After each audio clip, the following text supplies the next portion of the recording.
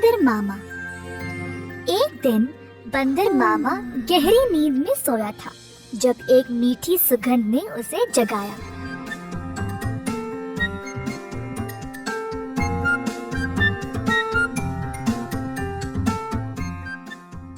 अपनी टोपी और जूते पहनकर बाहर निकल पड़ा खुशबू सूंघते सूंघते। बंदर मामा ने देखा कि ये सुगंध एक मिठाई की दुकान से आ रही थी। अंदर गया तो उसने कई प्रकार की मिठाइयों को देखा। एक लड्डू को देखकर बंदर के मुंह में पानी आ गया। जैसे ही बंदर लड्डू को उठाने गया, दुकान की मालकिन भालू ने बंदर का हाथ पकड़ के रोक दिया। बंदर भालू की ओर देखकर डर गया, तुरंत पीछे मुड़कर रोते रोते घर वापस भाग गया। टोपी और जूते को निकाल फेंक के निराश बैठा रहा कि मिठाई खाने को नहीं मिली। भालू काफी आलसी थी। जब उसने देखा कि बंदर उसकी मिठाइयों की सुगंध को सूंघ कर आया, उसके दिमाग में एक विचार आया। भालू अपनी दुकान में मिठाई संवारने के लिए बहुत आलसी थी, तो उसने सोचा कि वह सारे जानवरों को मिठाई की सुगंध से आकर्षित करके उन सबसे सारा काम करवाएगी। अगले दिन भालू जानबूझ के मिठाई हाथ में लिए सड़क पर चलने लगी।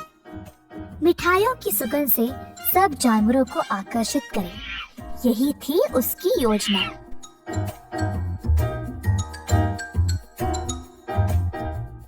खुशबू फिर से बंदर मामा तक पहुंच गई। इस बार बंदर मामा से रहा नहीं गया और उनका जी ललचाया।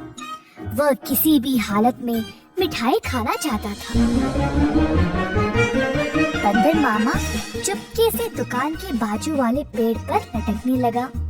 जब भालू देख नहीं रही थी, तब बंदर मामा ने लड्डू उठाया और झट से मुंह में डाला।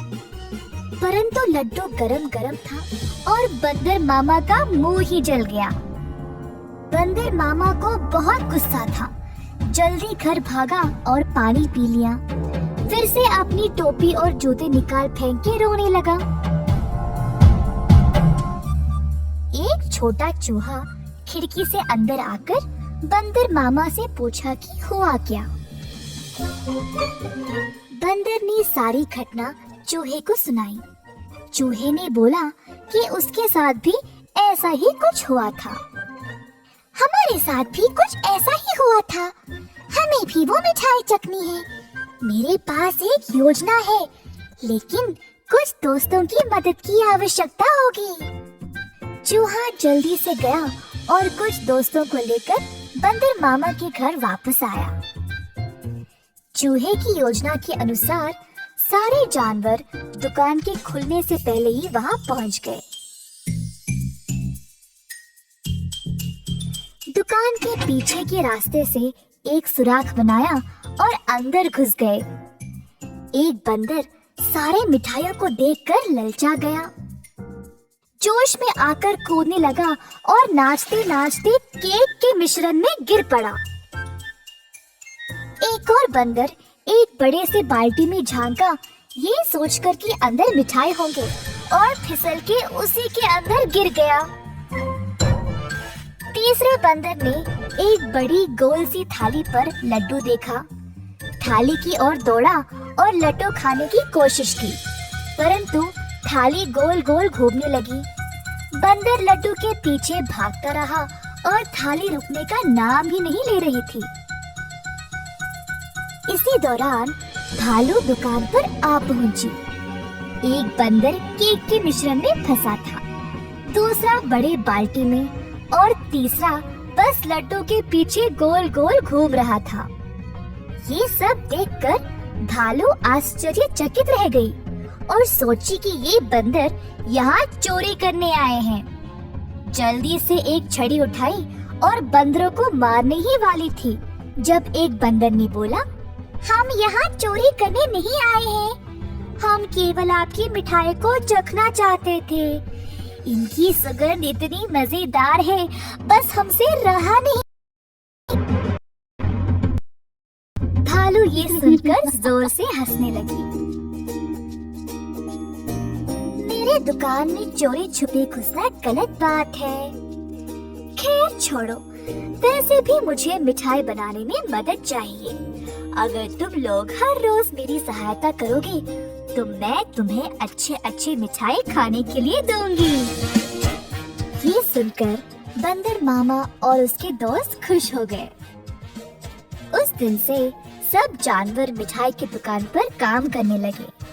भालू ने अच्छे से बंदरों का फायदा उठाया, बंदरों से मिठाई बनवाई और सजा सवार के रखवाया भी।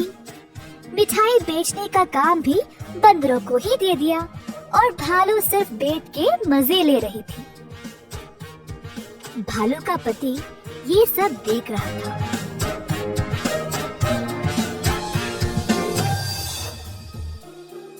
तुम तो रोज इतना काम करती हो, परंतु आज आराम से बैठकर मिठाई खा रही हो। दुकान भी बंदरों से भरा पड़ा है। ये क्या हो रहा है यहाँ पे? बंदरों ने मेरा काम आसान कर दिया है। वे खुशी खुशी सारा काम कर रहे हैं और बदले में मुझे ज्यादा कुछ देने की आवश्यकता भी नहीं। बस दिन में एक एक मिठाई देके काम चला रही हूँ।